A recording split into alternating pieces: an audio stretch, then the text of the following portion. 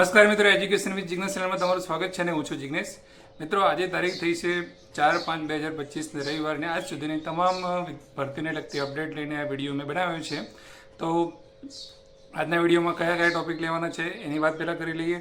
તો સૌથી પહેલાં જાતિ પ્રમાણપત્ર બાબત, દિવ્યાંગ ભરતી બાબત, અન્ય માધ્યમની ભરતી બાબત, તેમજ વિદ્યા સહાયક ભરતી 1 થી 8 બાબત, ક્રમિક ભરતીની શક્યતા કેટલી છે, 6 થી 8માં જગ્યા વધારા બાબત, અને છેલ્લે કચ્છ ભરતી બાબત અગત્યની વસ્તુ પર ચર્ચા આપણે કરીશું.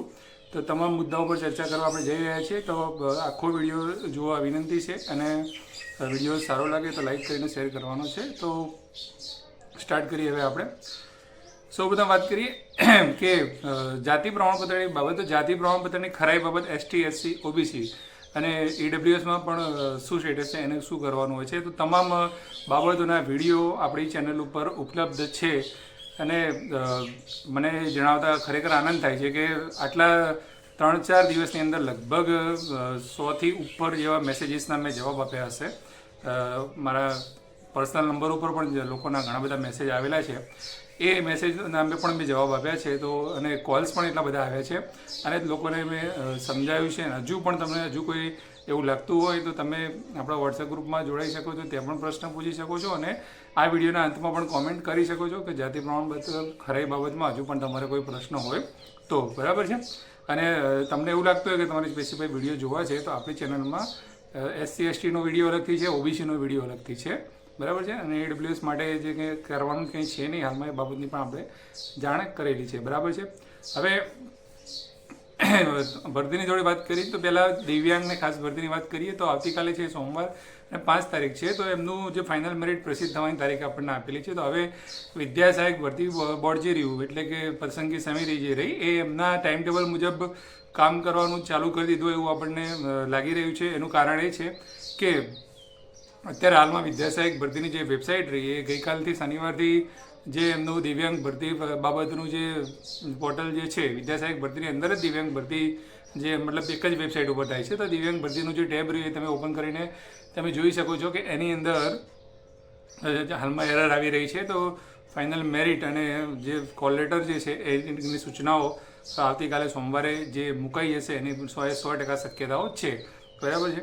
બીજી વાત કરીએ અન્ય માધ્યમની, કે જેવી રીતે દિવ્યાંગ ખાસ ભરતી પૂરી થાય એવી રીતે તરત અન્ય માધ્યમનું જે ટાઈમ ટેબલ આપેલું છે તો અન્ય માધ્યમની 1 થી 8ની ભરતી સાથે થવાની છે.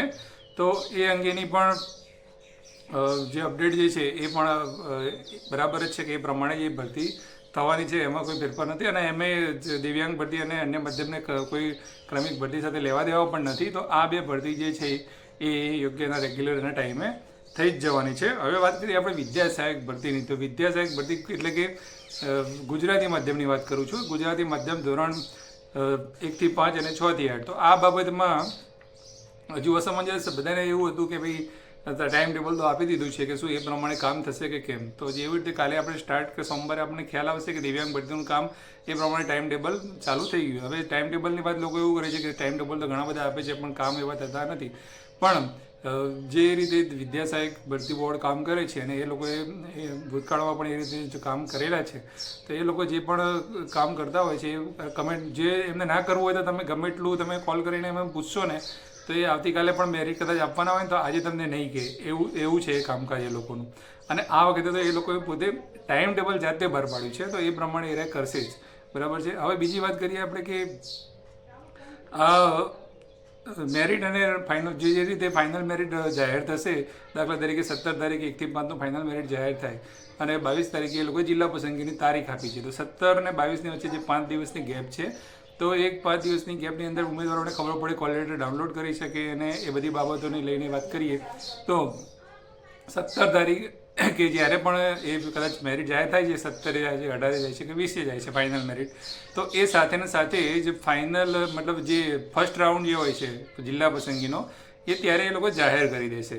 હવે જાહેર કરી દેશે એટલે તારીખ જે છે તો 22 તારીખથી સ્ટાર્ટ થશે જિલ્લા પસંદગી. પણ પહેલા રાઉન્ડમાં કેટલા મેરિટના ઉમેદવારો જે છે એ કોલ લેટર ડાઉનલોડ કરી શકશે એની સૂચના વેબસાઇટ ઉપર પ્રસિદ્ધ થઈ જશે અને એ જે બ્લુ ટેબલ આખું આવે છે એ રીતનું આવી જશે અને કોલ લેટર ડાઉનલોડ થવાના ચાલુ થઈ જશે અને કોલ લેટર બાબતમાં એટલે કે 22 તારીખ 23 તારીખ 24 તારીખ કોને કઈ તારીખે બોલાયેલા છે એ બધી એની જાણકારી એમાં મળી જશે. એટલે કે આ બે વસ્તુ એકસાથે જ આવી જશે. હવે ફાઇનલ મેરિટ આવશે એનો મતલબ એવું જ નથી કે ફાઇનલ મેરિટમાં આવવાથી તમારો કોલ લેટર ડાઉનલોડ થઈ જ જશે. ફાઇનલ મેરિટ જે અમુક લોકોનું હાલતા હોય છે લોકો, બરાબર છે, તેમાંથી વધારે ડાઉનલોડ નથી થતા. જે પ્રમાણે તબક્કાવાર લે છે એ પ્રમાણે આવે છે, બરાબર, જગ્યાઓ પ્રમાણે હોય છે, બરાબર. હવે આ સાથે વાત કરી, થોડી જગ્યાઓની વાત કરી લઈએ કે જગ્યાઓ જે છે એની બાબતમાં પણ થોડી બધા કે જગ્યાઓ હવે આવી જાય તો સારું છે.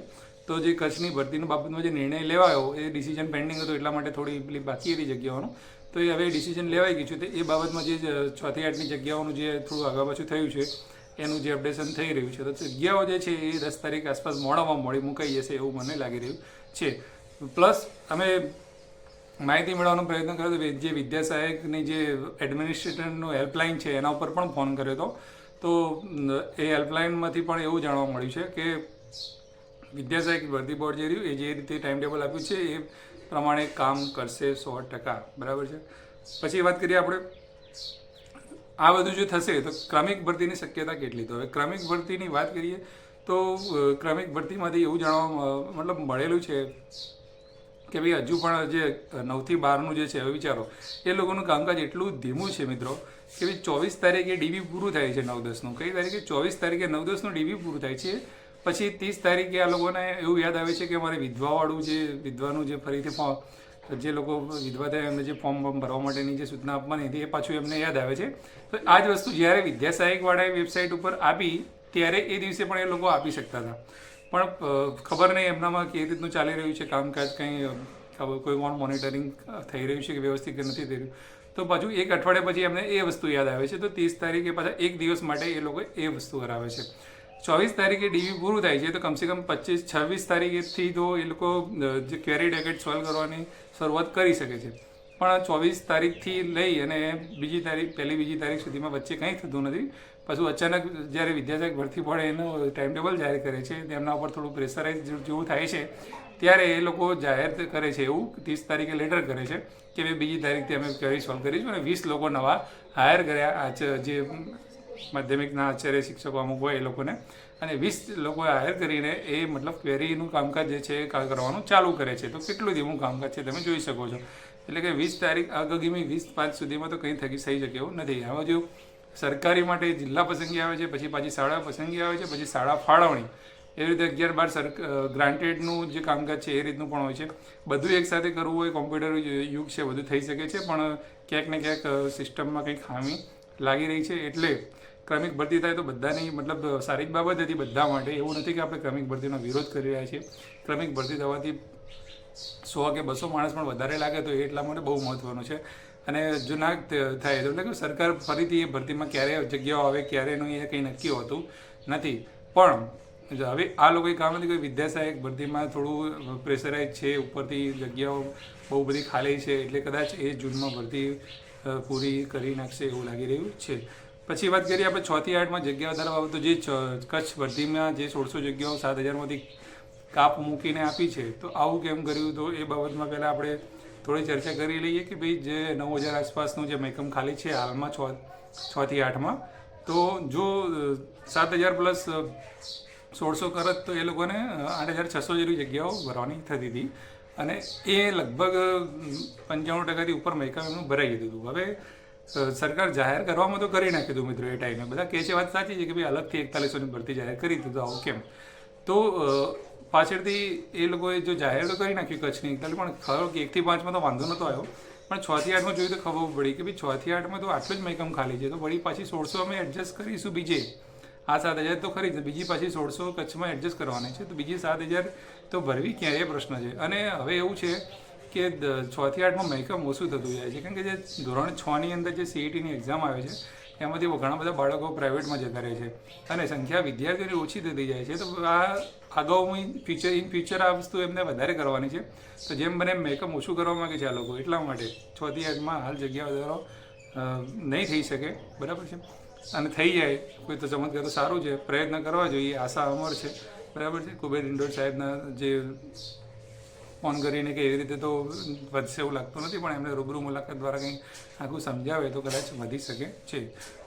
પછી હવે કચ્છ ભરતી બાબતમાં ખાસ જે લોકો ઘણા બધા લોકો ગ્રુપમાં પણ જણાવતા હોય છે અને મેસેજ કરીને પણ જણાવતા હોય છે કે કચ્છ ભરતી બાબતમાં નવા ફોર્મ ભરાશે કે કેમ.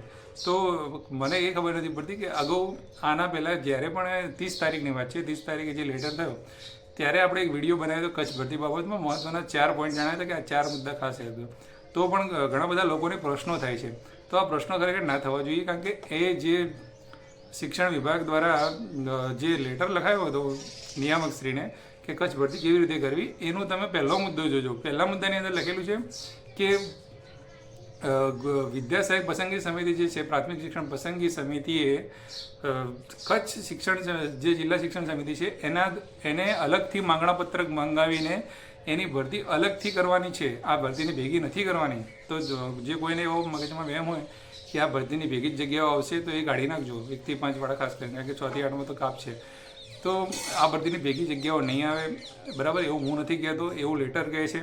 અને એ ખાસ એના ફોર્મ જે છે એ પણ અલગથી ભરાશે, એ ઝડપી ભરાશે, થોડો ટાઈમ આપશે, બધું કામકાજ ઝડપી થશે, એ એમને કરવાનું છે, પણ ફોર્મ ભેગા નહીં ભરાય.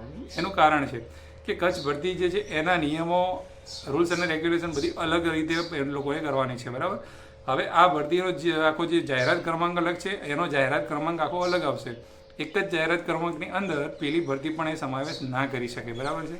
તો એના રૂલ્સના અલગ છે. એના માટે જે ત્યાં નિમણૂક ત્યાં નિવૃત્તિનો જે મુખ્ય ખાસ પોઈન્ટ છે એના લીધે જ એ પહેલો એ જે પ્રશ્ન ના હોત તો ભેગી કરી શકે.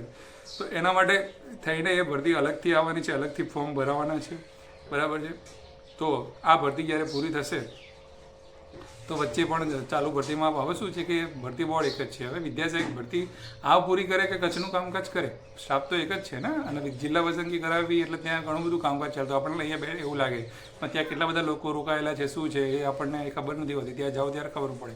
એટલે આ ભરતીનું જિલ્લા પસંદગીનું કામકાજ પૂરું થાય એટલે જે વિદ્યા સહાયકો નવા જે છે એમને જિલ્લા પસંદ કરાવી દે, પછી એ કામકાજ એ લોકો જિલ્લાવાળાને આપી દે છે સ્થળ પસંદગીનું, પછી એ લોકો જોતા હોય છે. એટલા માટે એ ત્યારે લોકો ફ્રી થઈ જશે, જિલ્લા પસંદગી કરાવી નાખશે, પછી કચ્છ ભરતીનું કામકાજ હાથમાં લેશે.